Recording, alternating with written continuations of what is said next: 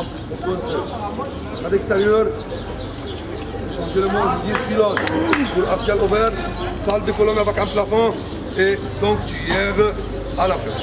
On peut avoir plusieurs salles hypostyles, plusieurs pylônes, plusieurs cours axial ouvert. L'essentiel d'avoir les 4 choses.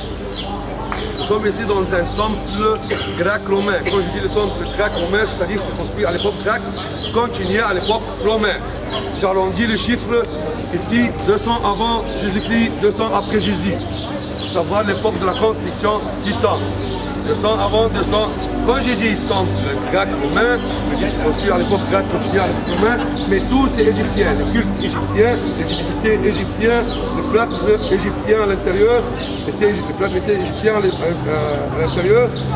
Tout c'est égyptien, la structure égyptienne, mais j'ai dit un temple grec, c'est construit à l'époque grecque. Et on dit qu'il y a 2 dieux ici. Le dieu Sobek, le crocodile, le dieu Ayoris, en 2 sections. Le Psalm 32, salle est possible divisée en 2 pour les 2 dieux. Deuxième salle est possible divisée en 2. 2 vestibules divisés en 2. À la fin, on a 2 sanctuaires pour les 2 dieux. Et on a 2 ambulatoires. L'ambulatoire, c'est le couloir extérieur comme les églises. L'ambulatoire intérieur, on dit 2 dieux dans les livres. Est-ce que les Égyptiens vont accepter ça, qu'il y a 2 dieux, ou c'est toujours la prière pour un seul Dieu?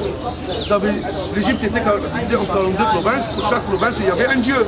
À Luxor, c'était le Dieu Ré, le Dieu patron, le Dieu Ra.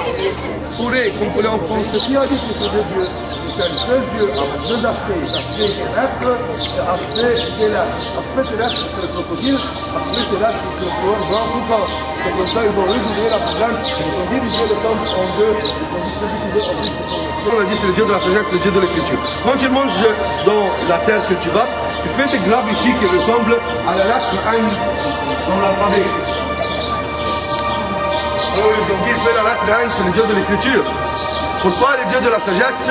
Parce qu'ils ont trouvé que quand il mange, il est toujours blanc. Et ainsi, je vous explique une explication un peu délicate, je vous donne les raisons des choses toujours. Ils ont trouvé que l'oiseau ici, quand il a un problème pour la digestion, il tourne sa bec, il prend de l'eau, il tourne sa bec et il force l'eau. Ce qui résout ce problème pour l'oiseau. C'est pour cela qu'on a...